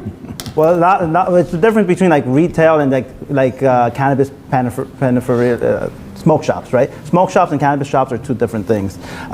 So, I think that will eventually die down. The market for that will die down. What we need to talk about is how are we going to revitalize Central Avenue, right? Because when you go down Central Avenue, you have 99-cent stores, right? You have cannabis shops, right? And you have businesses that are closing down. Right? I think what we need to do is we need to create housing on Central Avenue to create more foot traffic, to bring in more small businesses, whether that's restaurants, a bar, work on doing a pedestrian plaza in the Burger King parking lot. Well, we made a right? mistake taking the parking authority off Central Avenue. That was a creation Right, and of foot traffic. I think that's another Big thing mistake. is that there's no city services anymore on Central Avenue. No. We need to start bringing those stuff back, because if you live in the Heights, you're paying property taxes, you're paying rent. You should have services close to you, and so that's why I think we should really focus on Central Avenue once those businesses close down, and work with the SID to make sure that we're getting a Central Avenue that can exist for the next 10, 15, 20 years with new life into it. No, you're right. It's weed shops, pharmacies, and cell phone stores. Jake. Yeah. Yeah, I agree. I think it's probably common among all of us that we think, Central Ave especially has been overzoned for these weed shops. I think a lot of the weed store owners themselves aren't even happy with this situation. Residents aren't happy with this situation. So yeah, I think there's pretty broad consensus on that. So it's a good thing we're putting those limitations into place. Now, I would love to see, really digging into the tax money that we're getting from weed revenues and making sure that we're working with the business owners of these weed stores on what's the best way that we can use those sales tax to actually fund the parts of our city budget that can benefit it from the most, whether that's like after school programs for kids, recreation, like a teen rec center here in Ward D. These are all critical things that I think we can get creative with how that sales tax money from marijuana dispensaries is being used. Elvin. I'm tired to see these businesses in Ward D. It is so sad because they are not in compliance to be the distance for schools. They are too close to each other. They're everywhere. You know how many summer camps we have for the city of Jersey City this year? Zero. How many weed shops we have throughout the world? It's insane. If you go down to Tonelli Avenue, there are like 5 or 6 within a mile. So, I understand they are business owners too, and they're trying to make a profit. We got to find ways to see. I know this may not be only related to the city government here. We're working with the state. Maybe they can transfer the license to different places or different cities, and that way they don't lose money, because I understand they invest a lot of money to start these businesses, but at the end of the day, we got to protect our community and our children, and I don't want to see more of these weed shops throughout the world. I'm honestly tired of these businesses. We got to focus on providing more programs for the kids and teens to do so they can stay off the streets. And these businesses, sooner or later, because of the competition, they're going to be closing. Because You think there all is no these way, weed shops there's would no help one the who food wait. places, but no, it doesn't seem to be helping the food places to not having all these weed shops. Yeah. But no, I agree. It's a bad look, and it's too much heavy concentration on Central, and we've got a few, what, 2 or 3 of them on Congress Street now. Catherine, weed shops. Once again, the city fell asleep at the wheel. How do you not have zoning and planning that it's one dispensary for half a mile? I mean, we did it with liquor licenses. Yep. Why didn't we think to do that with dispensary licenses? The city is asleep at the wheel. Not only is it hurtful to the community, but the business owner. I mean, if this is, I understand that most of these people are big money investors, so I'm not shedding a tear for them. But the ones who are small business owners, I believe there's a young lady on Congress who's got children. I understand she's a small business owner. You know, that's not doing justice to her. She takes her $80,000 in life savings, puts it into this business, and then we allow 2 other dispensaries to open up next to her that have big corporate backers. Then she's out of business. There goes her 80 grand. Now she's in hock for 300,000 for the dispensary license. It's like, it's just reckless. The whole city is chaos. It's not just with the dispensaries, it's also with stores on Central Ave. We have no mechanism to control, like for instance, Novix. Novix has been there for over 100 years. Yep. Out of nowhere, another handyman shop pops up right next door selling the same exact product. No, we have to do a non-competition clause in our zoning and planning so that it's one hardware store, then 5 blocks down another hardware Or you store. can take a lead from Newport, where they do corporate recruitment, where they go out and they figure what stores best fits their clientele Exactly. down there, and that's where they go out and recruit. Yep. You mentioned this, who mentioned this shoemaker before? Was it you, Victoria? You actually proposed it, and I just Oh, said, yeah, we. Victoria. I remember Jamie LaFrac having a shoemaker down there in Newport. I'm like, shoemaker? Where were we, back in the 60s? All right, everybody answer that weed question? We can get to the closing statements. Who wants to go first with closing? Jake, you're looking at me. Go ahead. Sure, let's do it. Wrap it up. So thanks again for having this opportunity It for was us spirited. to speak. Grateful for that opportunity. Yeah. Again, I'm Jake Gefros. I'm the only independent candidate in the Ward D City Council race, not taking a dime of corporate money from this campaign that we've been running, and we've been laser focused on tackling the cost of living and winning the quality of life that we deserve. This is the central question, is are we getting as a city what we deserve? And I think everyone will say, no, we're not. It's because we are not in power. Working class families are not in power right now. The Kushner developers, the LaFracs, Corcorans, they are the ones in power, pulling the strings, calling the shots, and we need to get organized to make sure that we flip the script and do it ourselves and put working people in power. This is what I've been doing from my time being an activist in the immigration justice movement to my time being an organizer on staff of the 1199 SEIU, as a labor union organizer with healthcare workers, fighting the largest private employer in the state of New Jersey, and as the leader of the Right to Counsel campaign, knocking thousands of doors and bringing tenants from across Jersey City into the process of winning more of what we deserve. This is what we're going to continue to do as we get elected to City Council. I would love your support in this election. And if you have any more questions about how we are going to tackle the cost of living and win what we deserve, please come to the town hall we're hosting on Tuesday, October 21st at Griot Cafe, where we're going to talk about this with Katie Brennan, Democratic nominee for State Assembly here in the 32nd District, and a number of other organizations. Thank you so much. Pat, give me a good closing statement. My name is Patrick Ambrosi, running for Ward D City Council. You know, I'm proud of the life that I've lived here in Jersey City. I'm a lifelong Jersey City resident, a first-generation Ecuadorian American, a proud son of union laborers. And, you know, I've also been involved in our community, making sure that our open spaces are kept, making sure that we advocate for Mosquito Park and the renovations on that. My work with Councilman Michael Yoon has taught me how government works, how government should work, and how we're going to make it work once we're in January. You know, one thing that I want to make sure I let everyone know is that affordability, the cost of living, all those things are tied not just to things like rent control, things like stopping development. They're tied to transportation. We want to expand public transportation. They're tied to housing. We want to expand first-time home ownership. We want to make sure that people have a place in the Heights to live.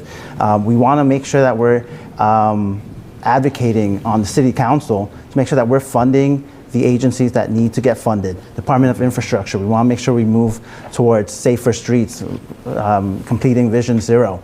These are tangible, actionable items that we can take forth. These aren't pie-in-the-sky ideas like some of these candidates have, but we've been here, we've done the work, and we're going to make sure that in November and December and in January that we continue to do the work. Again, my name is Patrick Ambrosi, running on Team Musab Ali, ballot position 5C. Elvin, we'll let the ladies close it out. Go ahead. The residents of Ward D have a very easy decision to make coming November 4th. You need to ask yourself, out of all the candidates that are here right now, who is the person that has been helping for the last 15 years this community?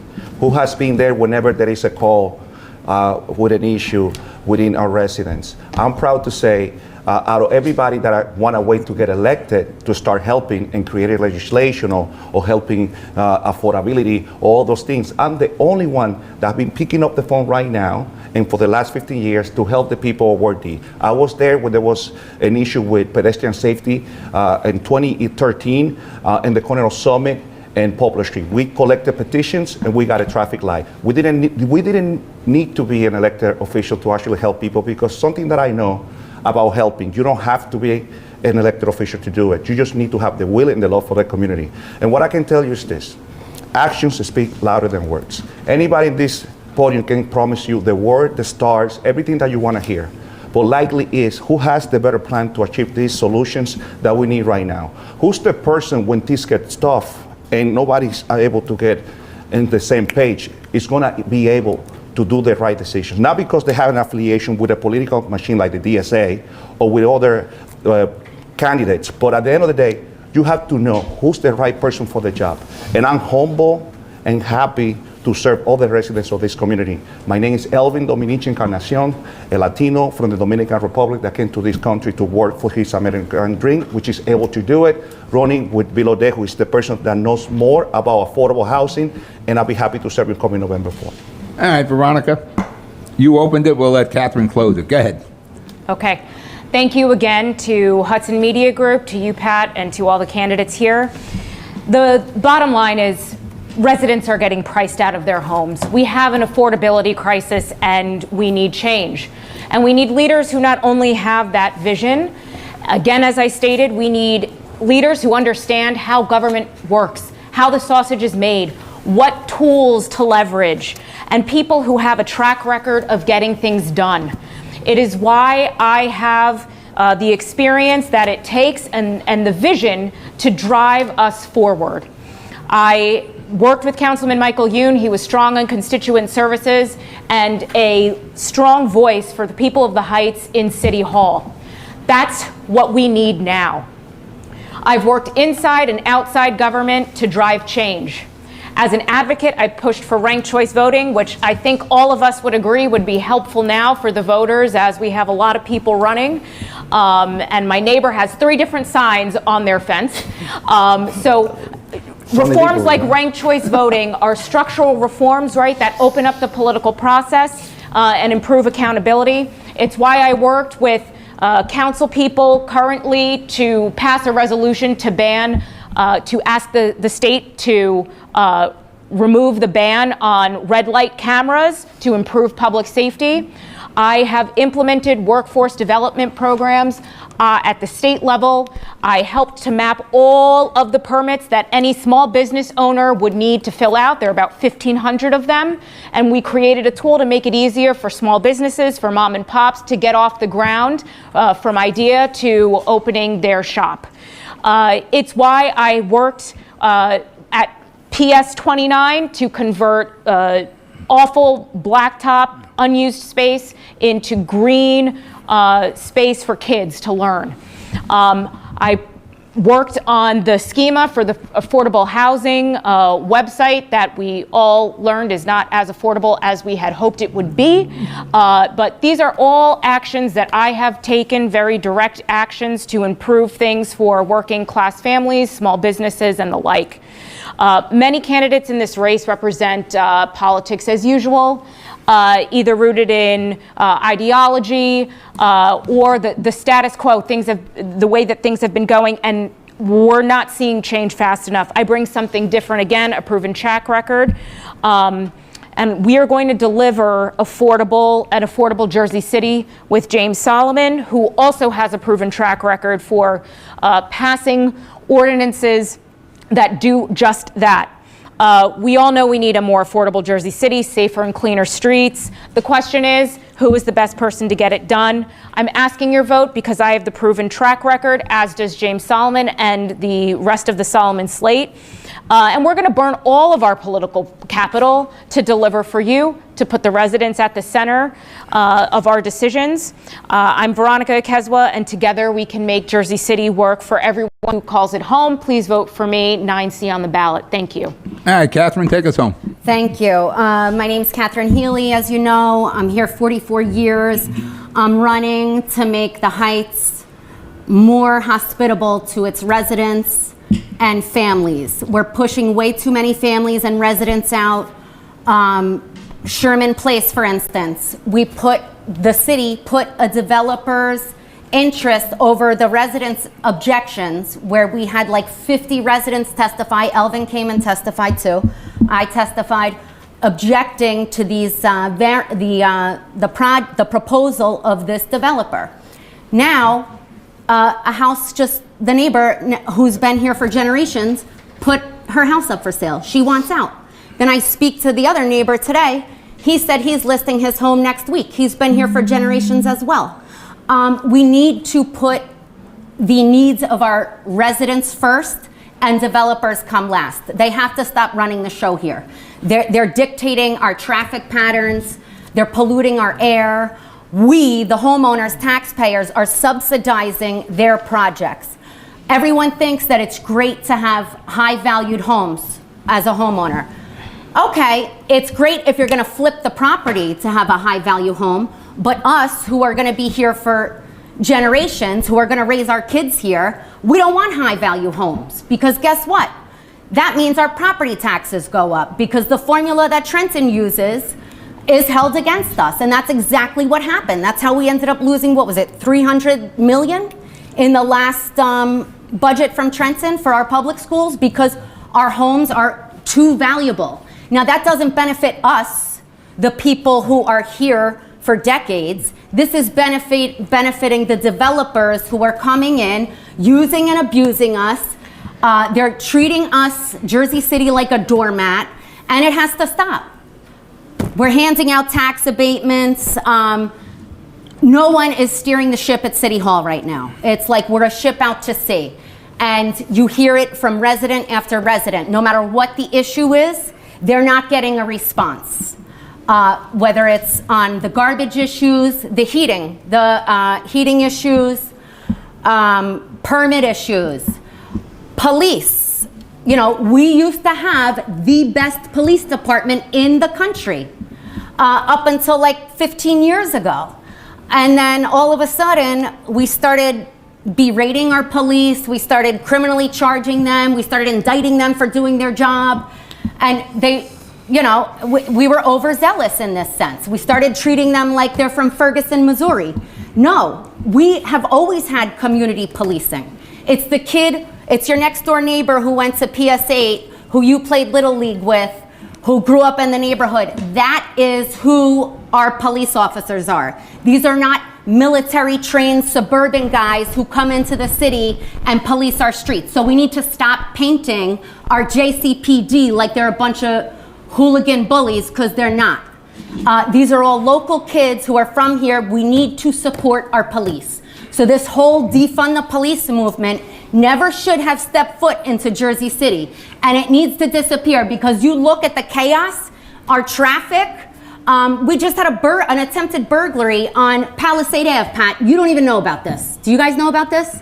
No. I had an attempted burglary at my house last week, but the JCPD North caught the guy within 24 hours. So, I mean. Okay. So the owner and two other workers in the salon are there. This lunatic comes up, starts bashing her glass window in. She calls 911. You hear the her screaming, you hear the banging in the background, and guess how long it took JCPD to show up? Almost 20 minutes. This is so much worse than they're not enforcing our traffic violations. This is one of the basic necessities that we have failed our citizens at. Back in the day, we would have had JCPD on the scene in under a minute on Palisade Ave. They would be patrolling the neighborhood. We don't do that anymore. You know why JCPD didn't show up to this attempted burglary of the woman calling 911 with the banging in the background? She could have been raped, murdered. They didn't show up because they had a priority call in Journal Square of an EDP. Now, to me, that is the priority call. So we are so dysfunctional that we're not even getting the basic rules of safety down. And that's day one. We have to reform our police department. We have to bring the morale up. We have to bring pride back to the police department. We can't even hire a Jersey City police officer. Jersey City tried to hire, I think, 300 at the last street safety meeting. Jersey City had budgeted to hire 300 police officers. Guess how many they were able to hire? Because nobody wants the job, Pat. They were only able to hire 6 police officers. There's a list of 1,000 firefighters who want to be firefighters. Nobody wants to be a cop. Why is that? Because we berate them, we criminally charge them, we pick up our cameras and say, oh, I got you on camera. You know, so we can't have it both ways. We got to support our police department. And we are the only ticket that is going to do that. We have 3 police officers on our ticket. So you want to bring morale back to JCPD, you want enforcement, safe streets, we are that ticket. On top of taxes, rent, we're the only ticket that's going to do that. We're the only ticket that discussed starting a grants department with grants professionals, so we stop with the burden on us, the taxpayers. Thank you. Should be a public safety question. Pat, no public safety question. That was a long closing statement long-winded. there by Catherine. We almost went 2 hours in this debate. I hope we gave you the information to make an informed vote. Again, early voting starts on October the 25th, right through on November the 4th. So please go out and vote. One of these 5 here is your next councilman or councilwoman in Ward D. I'm Pat O'Melia. Good night, and again, remember, vote. Thank you, Pat.